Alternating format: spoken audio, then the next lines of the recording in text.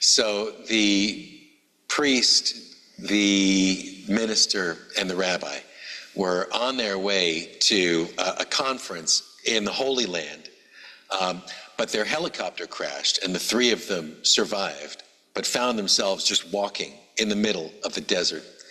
And an angel came down to them, and seeing these three poor holy men dying in the heat, he said, you know, I can grant one wish for each of you. I can give you any one thing that you want. And the priest said, please, I would like an umbrella to shade myself from the sun. And the minister said, please, I would just like one bottle of water. And the rabbi thought a moment, and he said, I would like a car door. And the three things appeared, and then the rabbi just had this car door, and the priest said, Rabbi, why? Why the car door? The rabbi said, well, because in this heat, I can roll the window down. I don't know, I've never told that one before. Yeah. No, I don't think I'm going to ever tell it again. I just, like I said, I didn't have one.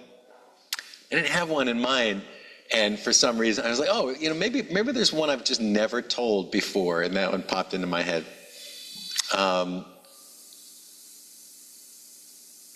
Yeah, that's right. Okay, now, so when last we met, the Jesus movement in Galilee. You've got one guy, Jesus, and then the Gospels tell us that he's got 12 male disciples, a couple of which are actually his brothers. Jesus' brothers, James and Jude, are listed among the disciples. He also had a brother named Simon and a brother named Josie. So his brother Simon might have also been one of his followers. Anyway, Jesus, his 12 male disciples, and then when we get all the way to the end of Mark's gospel and Jesus is being put up on the cross, the narrator finally tells us, oh, by the way, there were women traveling with them too, who had been with them from the start and came with them to Jerusalem. So, all the way at the end of the story, we're finally told that Jesus coming to town was not just 13 guys, it was 13 guys plus some women.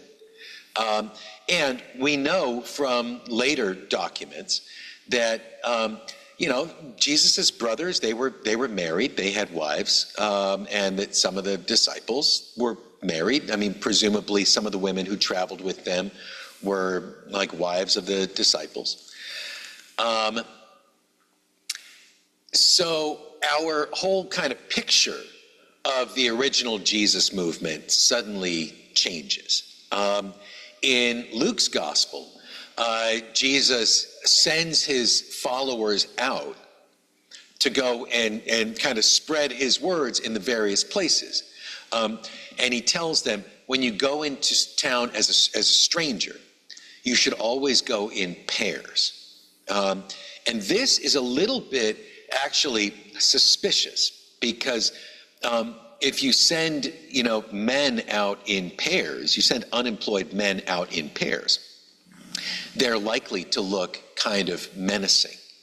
And people are not likely to let them into their homes. But Jesus says, go out in pairs and knock on people's doors, they'll let you in.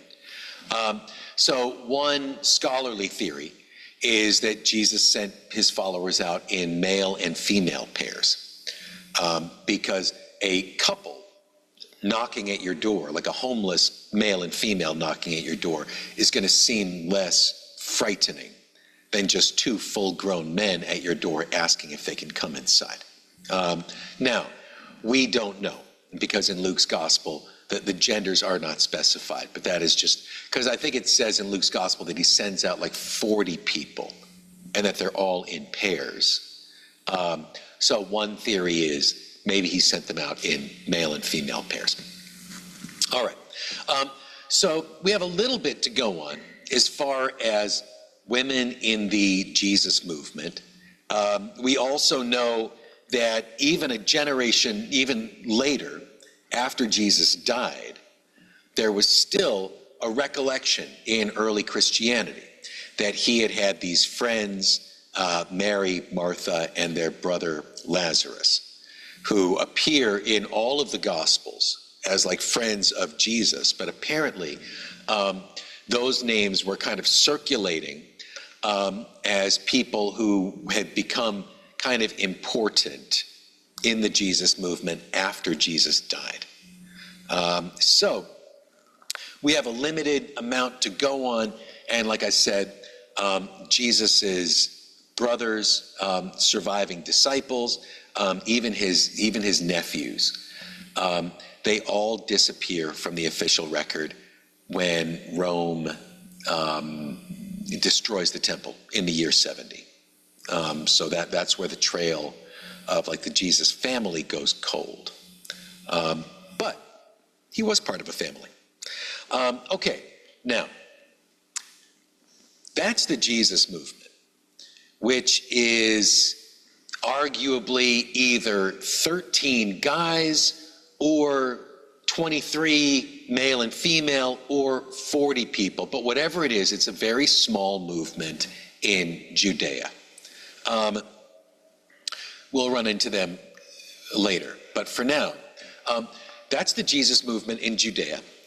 Now, in the years after Jesus was crucified, so, let's say we don't know what year, but he seems to have been crucified sometime between the year 30 and 36. Now, in the 40s and the 50s of the Common Era, this thing starts to spread through the Roman Empire. It is not the Jesus movement. It is something else. It is called the Christ Movement. Now, this word starts to spread through the colonies of the Roman Empire that somebody called Christos, somebody in Israel, in Judea, died and was resurrected, died and rose from the dead. And this movement actually spreads through a lot of the Roman Empire. It spreads very quickly everywhere except Judea, everywhere except the place where people actually knew and remembered this guy Jesus. So the Christ movement kind of takes off on its own. Now, imagine that you were, an early Christian in the year 40 or 50. And you're going around the empire and you're saying, let me tell you about the God who was slain, buried, and resurrected. Let me tell you about the God-man that was born on December 25th and had 12 disciples and performed healing miracles and got killed and was born of a virgin and was resurrected from the dead. You could tell that whole story, and the most common response would have been, which one are you talking about? Are you talking about Dionysus or Attis or Adonis or Osiris?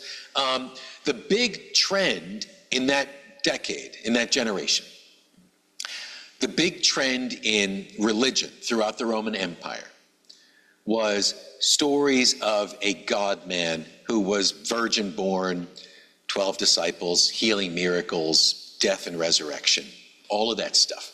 Except that there was the Egyptian version, Horus or Osiris. There was the Phrygian version, Attis. There was the Greek version, Dionysus. There was the Phoenician version, Adonis. The same story was being told, but with a bunch of different names. So it was the same story, but with regional details, whether you were getting the Egyptian version, the Greek version, etc. This was the big popular trend in religious history at the time.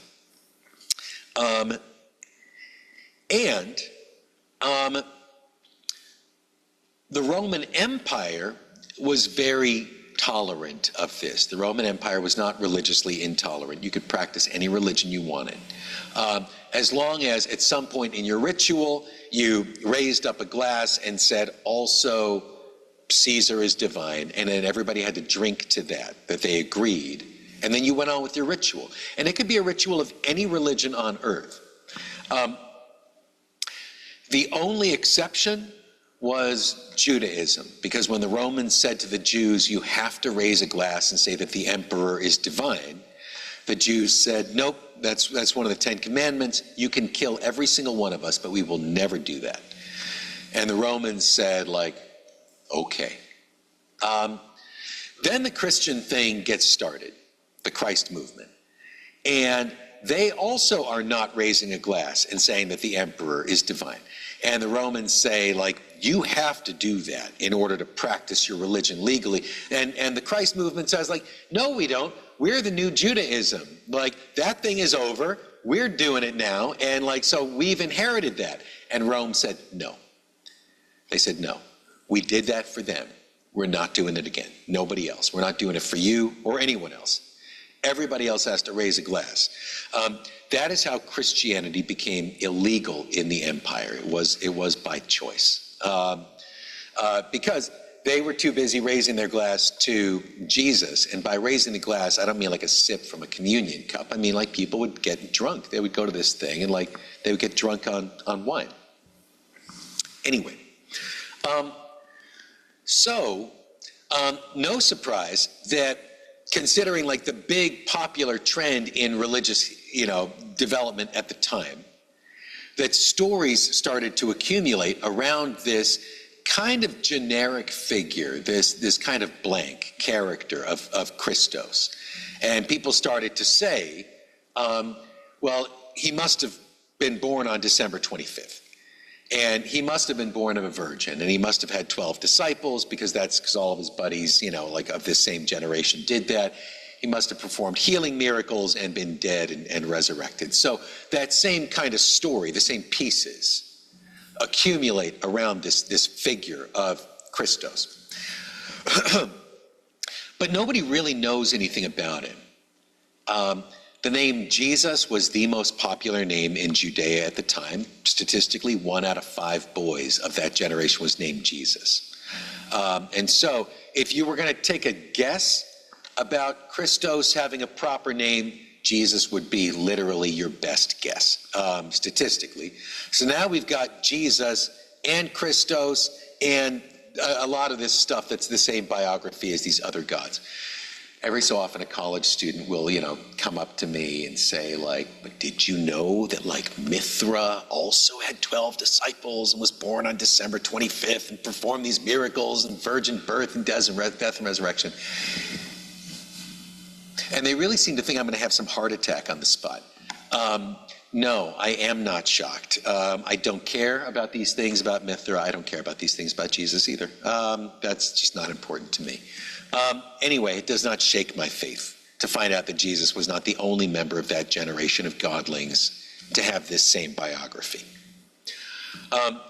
At this point in the development of the Christ movement, and if you read the letters, which I don't recommend, but if you were to read the letters of Paul, you would see it. Only if you were looking for it. Paul has never heard any of the parables.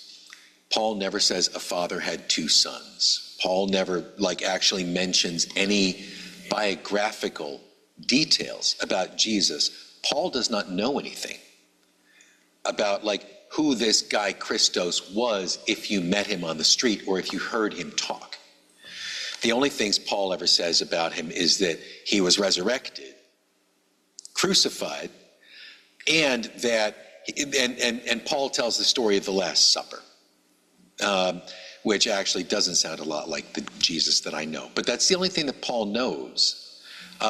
So he doesn't know the biography. He doesn't know the teachings. He doesn't know the stuff that we like about Jesus.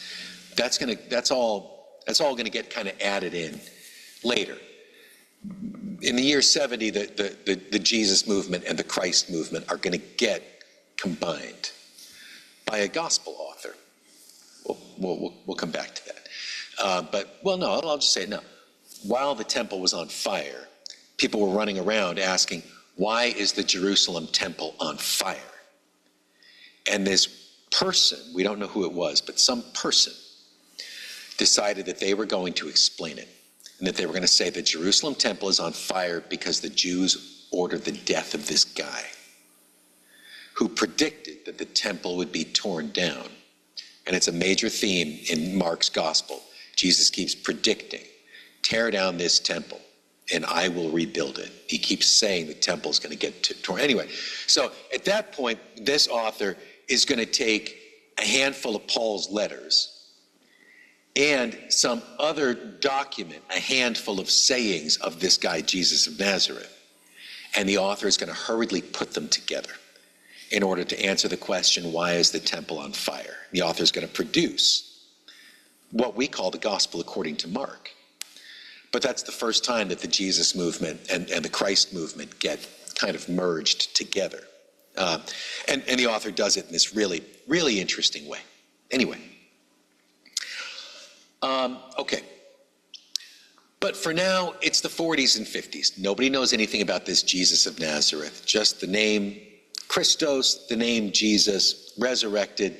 They start to fill in some of this stuff based on just what's popular at the time.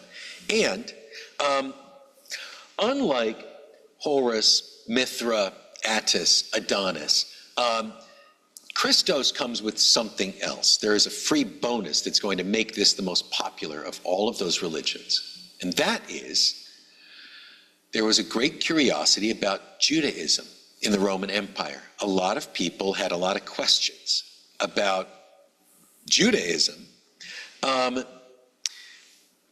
They lived in this kind of world of cruelty and domination and injustice, where the gods always seemed to take the side of the conquerors, and the gods always seemed to abandon the people at the bottom. And then kind of there was a rumor in the empire that there was this one religion, Judaism, where God always sided with the underdogs. God always sided with the people who were under attack. And there was a lot of curiosity about this.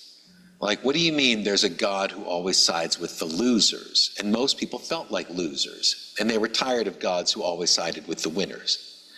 So a lot of people had questions about Judaism. The problem was, then when you ran into your Jewish friend at the grocery store and tried to ask them questions, first of all, they didn't want to speak to you.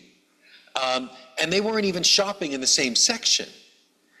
And if you did finally get to say to that person, hey, I've heard of this compassionate God of Israel, can I become Jewish? Then they would tell you this. Well, first you need to learn Hebrew, study the Torah, change your diet, change your name. Then we're going to mutilate your genitals. And then we'll talk about you joining this religion.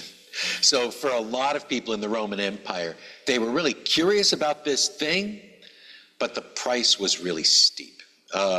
Basically, everybody was like, no, I'm not doing any of that. Whatever. Now, something happened. Word began to circulate through the Roman Empire that the God of Israel had brought someone back from the dead, that the chasm between life and death had been breached, and that this was clearly a sign that the end of time was immediately near, like it was coming within this next year when you heard it. In this last year or this last generation before the total apocalypse, the God of Israel had decided to have a kind of fire sale, had decided to have a major markdown and put the whole thing on sale. And this was like if the whole country was on fire and the Ferrari store said, we are now selling Ferraris for 95% off. A lot of people would be like, I'm going to finally go buy a Ferrari And it's too bad the country's on fire, but like, I can get this deal now. And this is the word that went out about Judaism. The word started to circulate that the God of Israel was having a sale, a major markdown.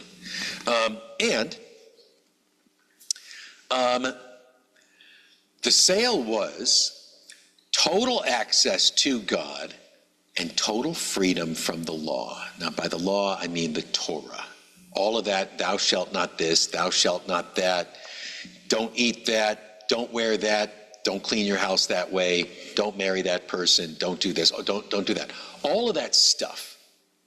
The word started to circulate that you could get total access to God and bypass all of the rules and regulations in the Torah.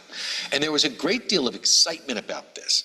And that's when we meet this guy, Paulus. I haven't talked about Paulus here, have I? So there was this guy from Tarsus, a tent maker, we are told. And he was, in physical descriptions of him, he was a little dumpy guy. He was short, he was round, he was bald, he had a unibrow, he had a hooked nose. He was not married. Women were not attracted to him. His own people did not really like him, but he was this Jewish guy named Saul, except that he had a nickname, which was Paulus. And Paulus meant stumpy. It meant little guy. It was not another way of saying Saul. It was in a different language. The name Saul is in the Hebrew language. Paulus is in the Greek language. They rhyme with each other. And so people started calling him Paulus, and it meant little guy. And he started calling himself Paulus also. This is how we get Paul. Now, Paul was incredibly unpopular in Judaism. Apparently, he enjoyed going around and making friends. He needed to make friends outside of Judaism because his own people didn't want him. And he wished that he could invite his Gentile friends to become part of Judaism, but he couldn't because of all these rules. Was Paul a great whatever? Did Paul once fall off a chariot on the road to Damascus and see Jesus and receive this message that we read about in the Acts of the Apostles? Paul, in all of his letters, never once mentions it. Paul has never heard the story of the sighting on the road to Damascus, which is kind of strange, because if Paul had seen the Christ and spoken with him, you would think he would start every one of his letters with it's me, Paul, I saw the Christ on the road to Damascus. Paul never mentions it. This seems to be a fiction that was produced by a novelist after Paul was dead. The stories about Paul, the adventure stories that we read in the Acts of the Apostles, which is his biography in the New Testament. But most of those stories Paul has never heard of. And the ones that do come from his writings are different. So we need to be very careful about using the Acts of the Apostles as our source of information about him, because he doesn't know that stuff happened. And again, one would think he would remember. Now, this guy Paulus hears the news, the good news, that he can finally tell all of his friends that they can have full access to God with total freedom from the law. And he starts running around going to these meetings all over the place. Secret meetings where people are drinking in the name of Christos.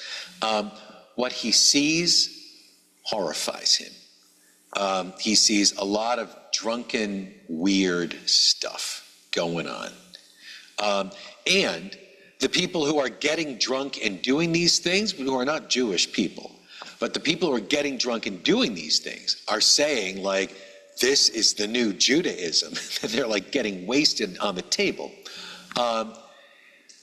And Paul is shocked and he's horrified, and he starts writing his letters. Or probably he starts dictating his letters to someone else who can write them down very quickly. Paul starts sending out these letters all over the place, saying, yes, there is access to God. That is good. But don't do this, don't do this, don't do this, don't do this, don't do this, don't do this, don't do this, don't do this. And yes, there is freedom from the law, and that is good.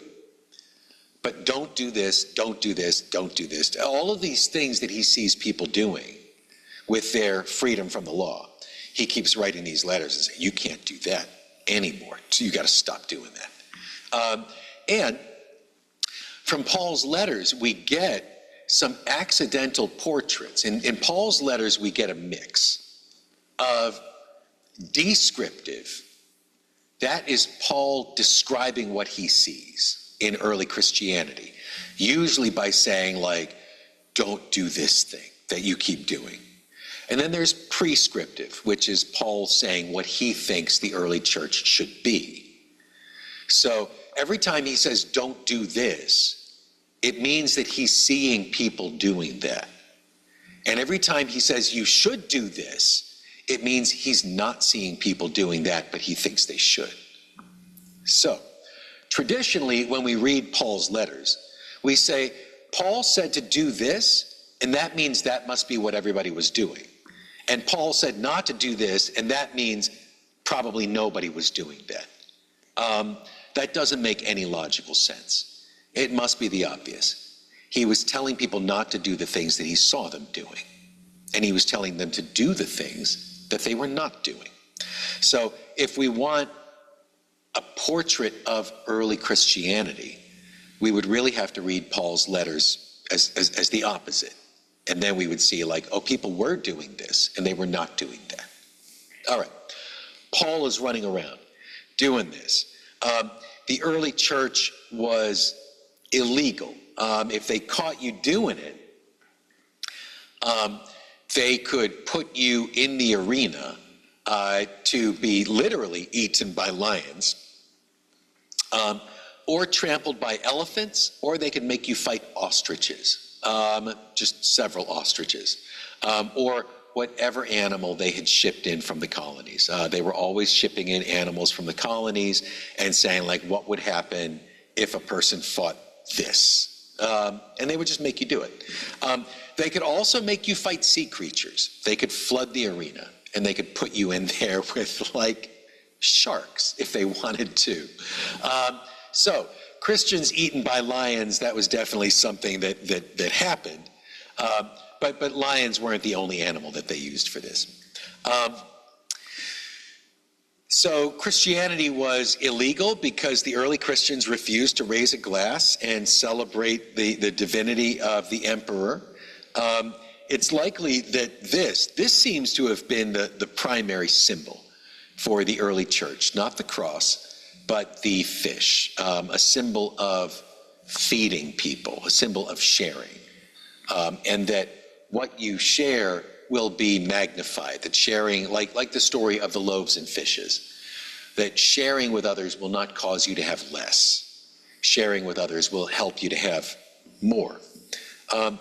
There's one theory that if you came into town and you didn't know if the person you were talking with was in this thing or was going to, like, report you to the authorities, that you could make a swish in the dirt with your foot, and if the person knew what you meant by it, they could make a swish in their dirt and they could make this fish. That is just one theory about the possible origin of the Jesus fish. Nobody who had ever seen a cross before would have used the cross as a symbol for a religious movement. And everybody in the Roman Empire had seen crosses before. The cross was this horrible, horrible way to die. For most people, it took 3 days, and then they would, like, leave you up there until the birds picked you apart and the dogs ate what fell. It was like a terrible, smelly, awful thing. The cross did not catch on in the early centuries of Christianity as a movement. Nobody would have worn a necklace of this thing. What is it that people really liked about this Christos? Like, what was it that was kind of attractive about him?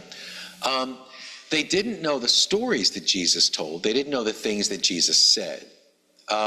This is believed to be, is there something on the screen? Just something on, oh, gee, thank you. Oh, you mean like to blow my nose? Yeah, I probably should. Okay. This, what we're looking at, Paul introduces this as one of the first things that he heard about the Christ. Not something that he created, but something that he heard. And scholars look at this and say this is probably the first biography of Jesus, that the oldest one that we have in the Bible. But you see it's very short. Though he was in the form of God, he did not regard equality with God as something to be exploited, but emptied himself, taking the form of a slave, being born in human likeness. And being found in human form, he humbled himself and became obedient to the point of death, even death on a cross. Now this, it is a story. It's a complete story. It begins with something that is like God, that takes human form, has the power of a God, but does not use that power to crush and exploit people.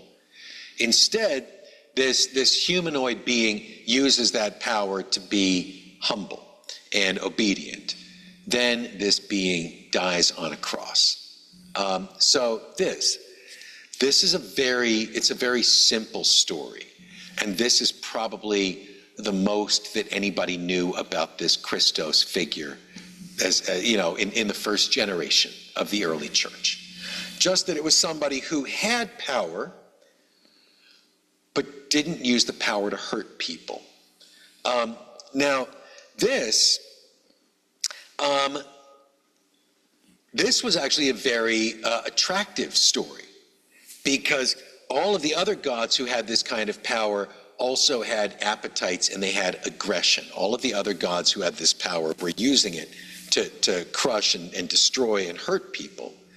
And so everybody was accustomed to like exploitation. And then they heard this other being who was powerful but had humility. So when people wanted to join this thing, there was an initiation ritual. Now, what we call the baptism. So in Judaism at the time, if you were a man and you converted into Judaism, they would circumcise you, even though you were, regardless of your age. If you were a woman and you were initiated into Judaism, they would give you a mikveh. That was a ritual bath. Now, it seems that the Christian baptism, there was a great controversy over circumcision. And as a matter of fact, the Bible finally comes around to saying, no, nobody should be circumcised anymore, which is fascinating because circumcision did become a kind of a big thing in Christianity. But there was a great controversy about that. So it was decided that everyone, male and female alike, when they joined Christianity, should undergo the mikveh, the women's ritual. This is probably where the Christian baptism was born.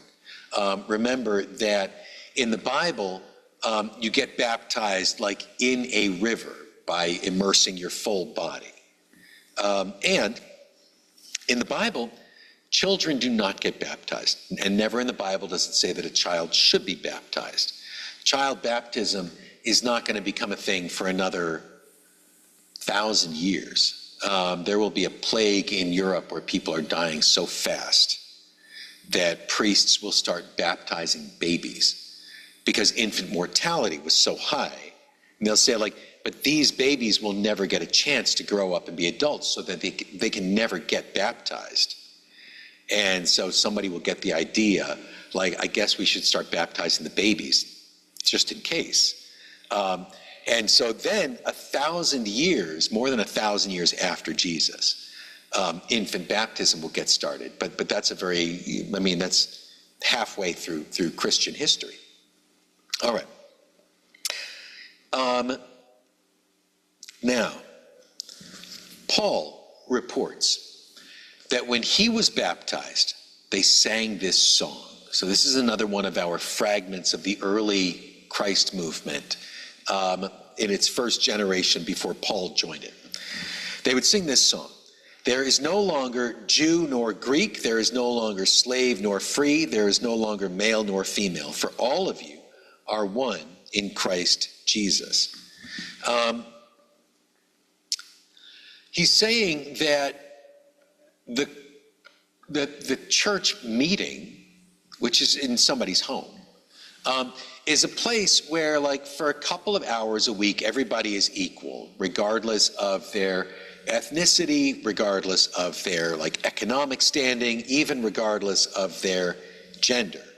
That this is one place you can go where male and female are equal and where slave and free are equal. Unsurprisingly, the Christ movement is largely made up of Gentiles, slaves, and women. It's largely made up of people who are accustomed to kind of being in the lower half. And, like, they join this thing because they really want to be equal. All right. Now,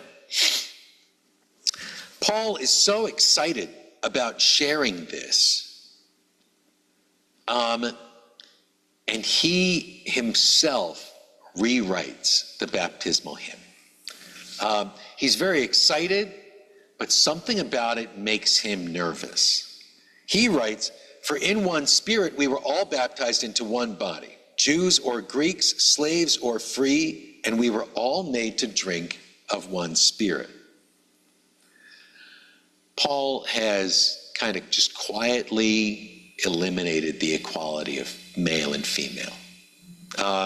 He's very excited about outsiders joining the movement, and Paul is very excited about people of mixed social classes getting together. The idea of gender equality is something that he finds very alarming. And that'll be our topic next week, is Paul and his fear and hatred of women, and how early Christianity was shaped by that. Good. Do we have any questions about what we've covered today? I have a comment. Please. I met a man one night, and he was telling me about his evangelical religion, which meant that he was saved. Some minister told him he was saved, Dr. said or something, and he could do whatever he wanted, which is something that you had covered in here. Uh-huh. He never had to be good. Because he had his ticket punched, just what he told me. Yeah. My ticket has been punched for heaven. I can do whatever I want. Mm-hmm. And I thought that was very disturbing. It is, right. Well, and that is actually something that we'll cover, but it's going to take us kind of a long time to get there. There was a major debate within early Christianity between, now it is known as the debate of faith and works. What is the most important thing? Is it what you believe, or is it what you do? Paul was very much on the side of, it is only through belief that you are saved. And this is how Christianity became actually the only religion in the world in which ethics are optional. Recommended, definitely recommended, but not required. Wasn't that what Jesus demonstrated?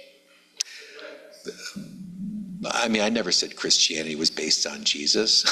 I don't see any connection there. But you're right. Now, right, Jesus said a lot of stuff about doing good deeds. That is why good deeds are recommended. But in Christian salvation, they are not required. Only belief. So it's true. If you say John 3:16, you're in. You can do whatever you want. It doesn't matter. And obviously, when we look back through the history of Christianity, the world is not more peaceful now than it was 2,000 years ago. 33% of the human race will tell you that they are Christian. But I have yet to see any outbreak of world peace. So I mean, people can still do whatever they want. That guy, unfortunately, it's alarming. It's a little bit scary. And it's different. Well, okay. It's different from, in the United Church of Christ and the Episcopal Church and the Lutheran Church. In the mainline Protestant churches, good deeds are very, very strongly recommended. Recommended. Still not required, but very, very strongly recommended. In the evangelical church, good deeds are kind of recommended, but not. I mean, nowhere are they required. Strange, I know, yeah, but like I said, even what we're talking about today, Jesus, the social reformer in Galilee, the political protester, the Christ movement in the Roman Empire, they were two completely different movements that kind of a novelist strung together. But yeah, we will come back to that. But I know this is one of the strange. To me, it sounds like a paradox. Yeah, but the guy, unfortunately, was right. I hope he won't use that as an excuse to hurt somebody, but I am not optimistic. Yeah, right. Yeah, I hope he will not use that as an opportunity to hurt somebody, but I would not get within rifle range of him. I mean, regardless of, he could be a very nice guy anyway. I don't know. All right, good. Excellent, good. So we will we'll continue this a month from now, the second Sunday it's April already? Good. And I hope this week, I keep thinking oh yeah, this is the week that the official word is going to come out. I think this week it's going to get officially announced. I wrote a musical, and there's a theater in Buffalo that's going to do like a reading and singing of my musical. So as soon as that, and I think it's going to happen next month. So as soon as that gets announced, I'll send it to Erica. And there's also a couple of plays that I wrote that are coming up. Yeah. So also those things. All right. Good. Well, we'll continue. Thank you.